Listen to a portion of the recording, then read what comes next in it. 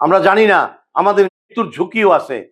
গত 17 বছর আওয়ামী লীগ ফ্যাসিস্ট কর্তৃক পিরোজপুর জেলা বিএনপির আমরা যারা নেতৃত্বে ছিলাম তখন এবং কর্মী ভাইরা পিরোজপুর জেলা বিএনপির বহুত নেতা কর্মীরা নির্যাতিত হয়েছে আওয়ামী লীগের দোসরদের কর্তৃক।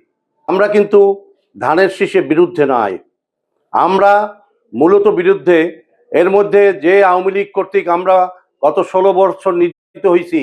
এই শহরে আমরা আসতে পারি নাই, আমরা বাবার জানাজায় আসতে পারি নাই, আমরা মায়ের জানাজায় আসতে পারি নাই, বোনের জানাজায় আসতে পারি নাই।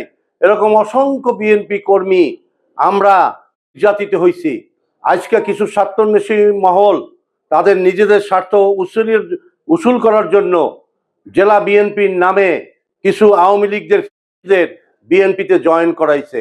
কিছু লোকের স্বার্থের জন্য আজকে বিএনপিকে ধূলিসাৎ করার প্রক্রিয়া চলতেছে এবং আওয়ামী লীগের সারা জেলায় আওয়ামী লীগের এবং জেপির কিছু লোক যারা গত 17 বছর আওয়ামী লীগের সাথে ছিল তারা আজকে বিএনপিতে জয়েন করাইছে। আপনারা এই যারা জয়েন করছে, যারা জয়েন করাইছে তাদেরকে আমরা ধিক্কার জানাই।